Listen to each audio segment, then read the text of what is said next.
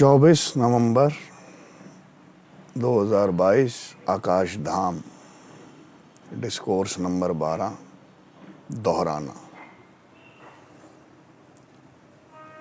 दोस्तों, ये वीडियो शुरू करते हैं एक छोटे से माफ़ीनामे के साथ कि बहुत लंबे वक्त तक आप सबकी खिदमत में गुलाम हाजिर नहीं रह पाया।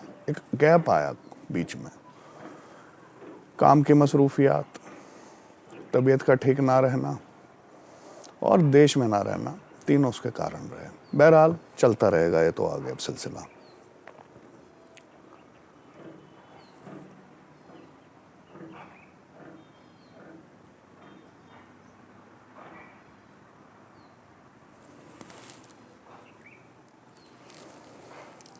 आंखें बंद कर लेने से खतरा ना जाएगा। आंखें बंद कर लेने से खतरा ना जाएगा। वो देखना पड़ेगा जो देखा ना जाएगा। आज का विषय है दोहराना। किसे कहते हैं? तसव्वुफ में, अध्यात्म में इसकी क्या जगह है? क्या फायदे या नुकसान आते हैं? दोहराना जैसे हम लोग सभी जानते हैं अमूमन कि एक चीज को बार बार रिपीट करे जाना, रिपीट करे जाना, रिपीट करे जाना, बार बार एक ही चीज को एक ही तरीके से करे जाना, उसे दोहराना कहते हैं। सूफियों की मौलवियों से पता क्यों नहीं बनती? दोहराते बहुत हैं। कलामे अल्लाह है या गीता है या कोई और ग्रंथ है, श्लोक या आयत पढ़े जा रहे हैं, पढ़े जा रहे हैं, पढ़े जा रहे हैं, पढ़े जा रहे हैं। अगर इसी तर्ज पे कहा जाए और एक सूफी भी दोहराना शुरू कर दे, चाहे कलाम अल्लाह की आयतों पे,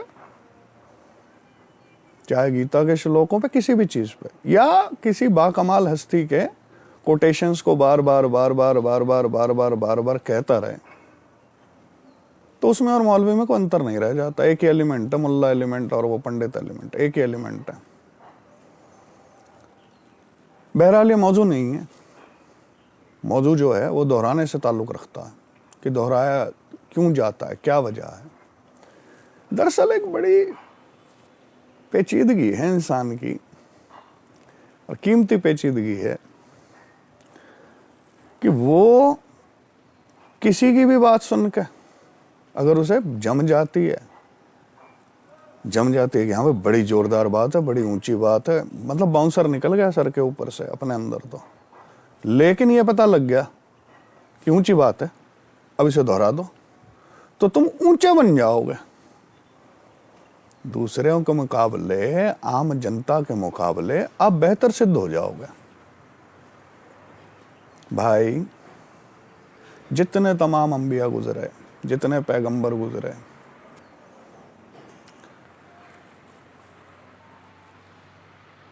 कलाम अल्लाह अगर नाजिल हुई तो किससे मुखातिब हुआ खुदा? मोहम्मद साहब से ना। गीता का उपदेश हुआ तो अर्जुन किससे मुखातिब हुए? भगवान श्री कृष्ण से ना।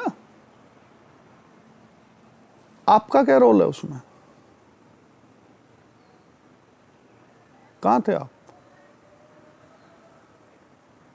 वो उनका निजी तजुर्बा, एक्सपीरियंस, जीवन का व्यक्तिगत अनुभव है। आप दोहराने लग जाओ, आपका अनुभव है वो। भाई मेरे, पहली चीज है उसके सार को समझना कि कहा क्या गया है और क्यों गया है। ये दोनों शब्दों के जब तक जवाब ना हो तो कुछ भी दोहराते रहो, फेल हो। अध्यात्म की नजर में तो फेल हो 100%। लगे हुए लोग, ईसा ने ये कहा, मूसा ने ये कहा, हुद ने ये कहा, फलाने ने ये कहा, अलाने ने ये कहा। क्या है आपका पर्सनल बेनिफिट? क्या है? उन्होंने तो कह दिया,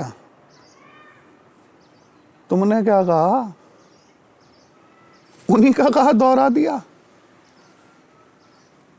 भाई हम इंसान हैं, टेप रिकॉर्डर नहीं कि रिवाइंड में गए मेमोरी में, एक गाना पसंद आया हुआ, स्टॉप दबाया, प्ले दबा दिया, बज रहा। आदमी हो टेप रिकॉर्डर? पहली बात। दोहराने से जो सबसे बड़ा नुकसान है वो है दिमाग कुंद हो जाया करते हैं। दिमाग की क्षमता मिनिमम और कम और कम और कम और कम और कम, कचरा हो जाता है दिमाग का। आध्यात्मिक आदमी, सूफी आदमी कुछ साइंटिफिकली काम करता है अपने जीवन में, जैसे साइंटिस्ट होता है ना, एक्सपेरिमेंट करता है। दो द्रव्य उसे दे दो तो मिला के देखेगा, इससे कुछ बन सकता है, इससे कुछ आ सकता है, क्या इनके बीच में रिएक्शन होता है और क्यों होता, तब वो जाके किसी फॉर्मूले को लिखता है। तो जिन सूफी हजरात ने या जिन आध्यात्मिक गुरुओं ने या जिन नबियों ने, रसूलों ने अपनी अपनी बात कही, उन्होंने सब करके इससे गुजर के फिर एक लाइन फरमाई आपके लिए। और आपके लिए भी क्या फरमाई? उसने तो अपना तजुर्बा बयान कर दिया, ये तो तुम हो उसे दोहराए जा रहे हो। भगवान श्री कृष्ण ने कहीं कहा गीता में, ये पकड़ा दी भाई अर्जुन तुझे गीता, अब इसे दोहराता रहे, बेड़ा पार। क्या सरकारे दो आलम ने अपनी उम्मत से कहा कि भैया दोहराते रहना, समझ मत लेना, गड़बड़ हो जाएगी समझ गए तो। इसी चीज का फायदा आपसे मौलवी एलिमेंट उठाता, बड़ा सीधा सीधा। पूछ लो उनसे इसके मायने क्या, तो अपने मन मायने घुसा के और कलाम अल्लाह की अपनी इंटरप्रिटेशन आपके हाथ में थमा देता है, और आप वो लॉलीपॉप लेके दुनिया को दिखाते फिरते हो, देखो ये मैंने ये ले लिया, मैंने सीख लिया, मैंने ये जान लिया कलाम अल्लाह से।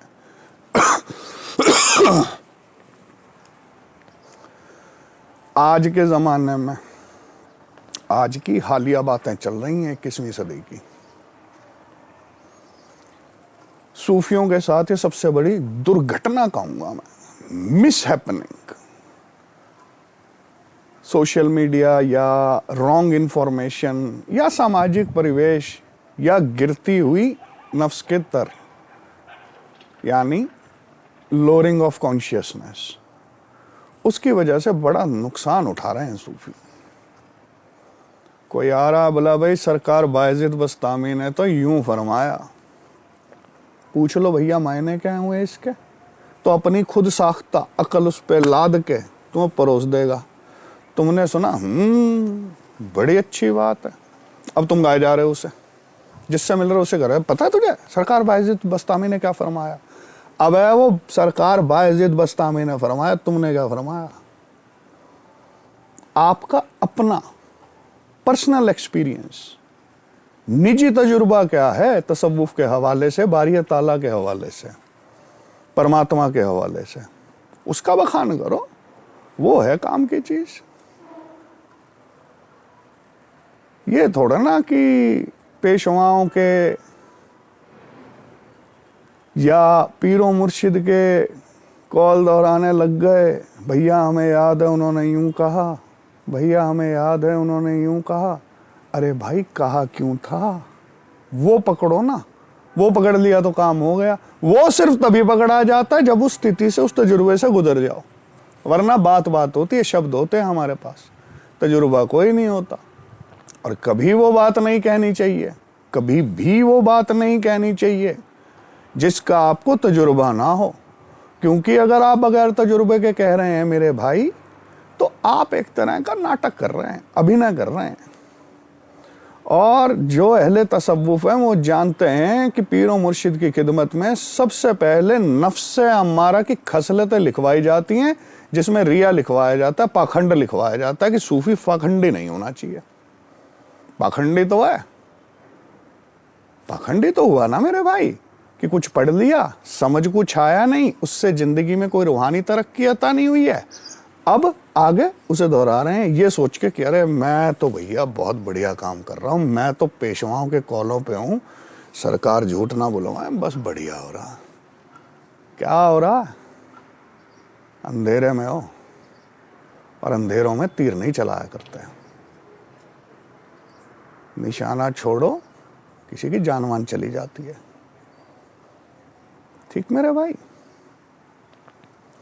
और एक आप सबके साथ बड़ी ज़रूरी बात इस गुलाम को दिली बांटनी थी, उससे पहले थोड़ा हल्का कर देता हूँ। आ जाता है कभी कभी हल्का सा रोष हालात देखते हुए, कह लेते हैं आपसे। एक माहे कामिल ने फरमाया कि जब गालियां पड़नी शुरू हो जाए ना, तो समझ लेना सही रास्ते पे हो, तरक्की पे हो। और ऐसा करम है, ऐसा करम है कि लगातार पड़े जा रही हैं और टनों के भाव से पड़ती जा रही हैं, और हम भी लुत्फ ले रहे हैं गालियों का भी।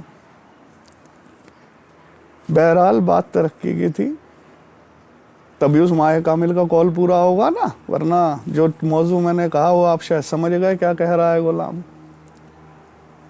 एक साल में, पिछले करीबन एक साल में 3 किताबें शाया हो चुकी हैं आकाशधाम से, और चौथी इन प्रोसेस है प्रिंटिंग में।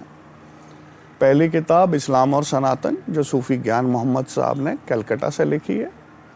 दूसरी किताब असरारे हकीकी का English translation secrets of truth, जो इस गुलाम से करवाया गया। एक किताब नई हालिया बे का नुक्ता, अली वाले सुन लेना भाई जरा, जो लिखते हो ना अली वाले, ये अली वो अली, इसका हाथ उसका हाथ, बे का नुक्ता जरा पढ़िएगा, मुतल्ला कीजिएगा तो पता लगेगा अली कहते किसे हैं, हकीकत अली क्या है। और एक किताब अंडर प्रोसेस है, वो मेरे ख्याल से इस साल के आखिर तक आ जानी चाहिए। तो माहे कामिल का कॉल खाली नहीं जाता, ये बात भी पक्की है मेरे दोस्तों। बहरहाल जल्दी मुलाकातें रहती रहेंगी आप सबसे, बहुत जल्द फिर दोबारा यहीं पे कहीं पे मिल जाएंगे। अपना ख्याल रखिएगा, और इतने प्यार से सुनने के लिए बहुत बहुत धन्यवाद आपका।